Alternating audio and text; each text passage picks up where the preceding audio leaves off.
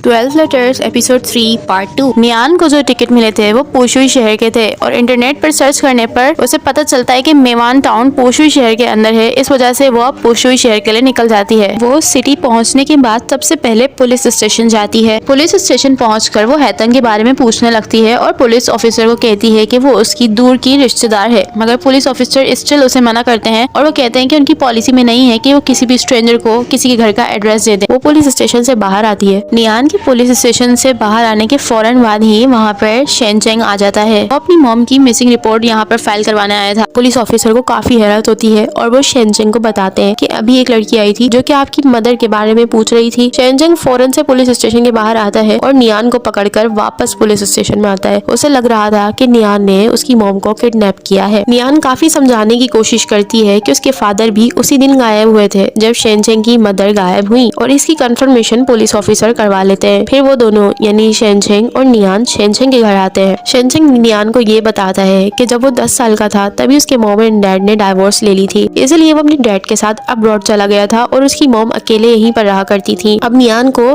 शेनचेंग के घर में एक कुकी बॉक्स मिलता है। ये बिल्कुल वैसा ही कुकी बॉक्स होता है जो कि उसे अपने डैड के पास से मिला था। वो उसे खोलने का ट्राई कर रही थी मगर शेनचेंग उसे रोकता है क्योंकि शेनचेंग को बिल्कुल भी पसंद नहीं था कि कोई भी स्ट्रेंजर उसके घर आकर उसकी चीजों को टच करे, इसलिए वो उसे रोक देता है। मगर शेनचेंग को अब भी नियान पर पूरा यकीन नहीं हुआ था, इसलिए वो नियान को कहता है कि जब तक उसके डैड शेनचेंग की मॉम मिल नहीं जाती और तब तक वो दोनों अपने मॉम और डैड को साथ मिलकर ढूंढेंगे। नियान मान जाती है और फिर वो दोनों एक ट्रेन स्टेशन पर आते हैं। इस ट्रेन स्टेशन पर कोई भी नहीं होता और साथ ही कोई ट्रेन काफी देर से आकर रुकी भी नहीं थी। शेनचेंग को ये लग रहा था कि नियान उसे वहाँ पर मारने लाई है। तभी नियान उसे बताती है कि वो खुद ही यहाँ पर नियान के साथ आया है और अगर वो चाहे तो वापस जा सकता है। तब जाकर शेनचेंग को थोड़ी तसल्ली होती है और फिर वो दोनों नियान के होम टाउन आ जाते हैं और अब टाइमलाइन दोबारा 1991 में शिफ्ट हो जाती है।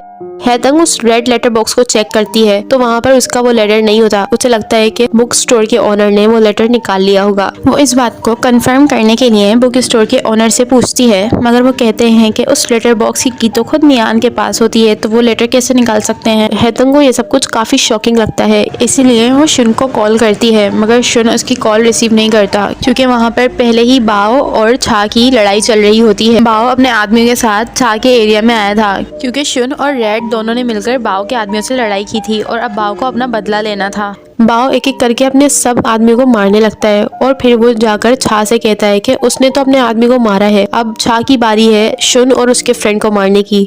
छा को मजबूरी में शुन और रेड को मारना पड़ता है क्योंकि अगर वो बाओ की बात नहीं सुनता तो उन दोनों को ज्यादा डैमेज हो सकता था। यहाँ पर जाकर ये एपिसोड खत्म होता है और अब मैं आप लोगों से मिलूंगी एपिसोड 4 की एक्सप्लेनेशन के साथ।